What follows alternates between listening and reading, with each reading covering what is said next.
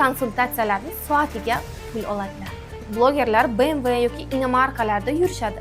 Albatta uni sotasiz va orqasidan yaxshigina daromad qilishingiz mumkin. Brand face bo'lishingiz mumkin. Ekspertliklarni ko'rsatishadi va uslugalarni qimmat chekda sotishadi va usluga orqali daromad qilish bo'ldi. Assalomu alaykum, mana eng zo'r blogerlarim. Sizlarni bugungi 2-darsda ko'rib turgandan juda ham xursandman.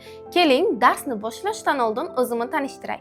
Men Meha Yusupovna 2 yillik tajribaga ega SMM mutaxassisiman. Ko'pincha kurs yoki mahsulotni masshtabni sotib berishda yordam beraman.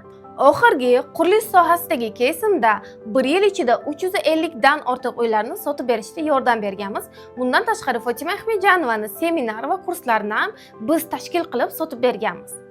Ko'plar Instagram prosmotr, like va komment uchun pul to'laydi deb o'yladi, lekin aslida O'zbekistonda hali monetizatsiya yoqilmagan. Chet elda bor, lekin bizlarda yo'q.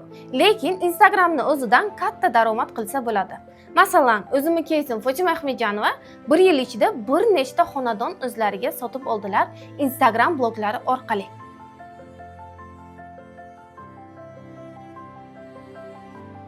Endi keling, darsga qaytamiz. Instagram orqali daromad qilishning 5 ta yo'lini sizga aytib o'taman. Eng birinchisi bu Instagramda shaxsiy brend qurib, ekspertligingizni ko'rsatib, konsultatsiya orqali daromad qilish hisoblanadi. Bunga misol qilib, men o'zim hurmat qilib kuzatadigan dermatolog Ahmedovni aytsak bo'ladi. U kishi Samarqandda husnbuzarlarni davolovchi vrach dermatolog hisoblanadilar va Instagramlarda o'zlarining ekspertliklarini ko'rsatib, natijalarni chiroyli yoritib ko'rsatib borganlari uchun ham hozir konsultatsiyalarni soatiga pul oladilar. Ikkinchisi, Instagramga mahsulotingizni ko'rsatib, uni sotib orqasidan daromad qilish. Bunga misol qilib, Samarqanddagi eng yaxshi food blogerlar Zulfiyaxon Nazarani olsak, ular o'zlarini tort va pishiriqlarni Instagramga ko'rsatishadi va sotishadi. Orqasidan daromad qilishadi. Siz ham imina pishiriq yo'nalishida bo'lishingiz shart emas. Misol qilib, kiyim yo'nalishida bo'lasizmi, o'yinchoq yo'nalishida bo'lasizmi yoki kosmetika yo'nalishida bo'lasizmi? Buning farqi yo'q. Siz o'zingizning mahsulotingizni Instagramga postoyanni, ya'ni stabilni ko'rsatib borsangiz, albatta uni sotasiz va orqasidan yaxshigina daromad qilishingiz mumkin. Uchinchisi, reklamadan. Siz Instagramda ekspertligingizni yoritdingiz va obunachilar to'plab oldingiz. Endi sizga reklama shartnomalari tushishni boshlaydi. Reklamaning summasi sizning auditoriyangizni sodiqligiga qarab va Reels va Stories axlatlaringizga qarab belgilanadi. Menimcha ko'plar biladi, katta millionshik blogerlar BMW yoki inomarkalarda yurishadi. Chunki ularga katta reklama shartnomalari tushadi va bitta reklamani o'zidan ular kattagina daromad qilishadi. To'rtinchisi, ambassador yoki brand face. Agarda sizda ko'p obunachilaringiz bo'lmasa yoki sizning mahsulotingiz sotishga bo'lmasa, siz bemalol brand face bo'lishingiz mumkin.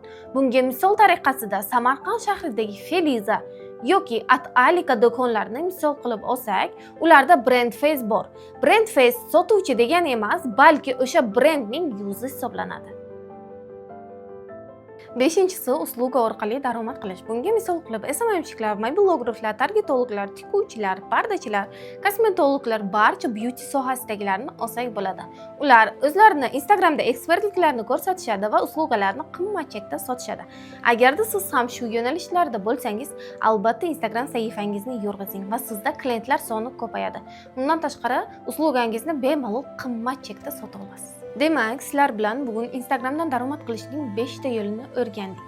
Ular konsultatsiya, mahsulot, reklama, ambassadorlik va usluga orqali daromad qilish bo'ldi.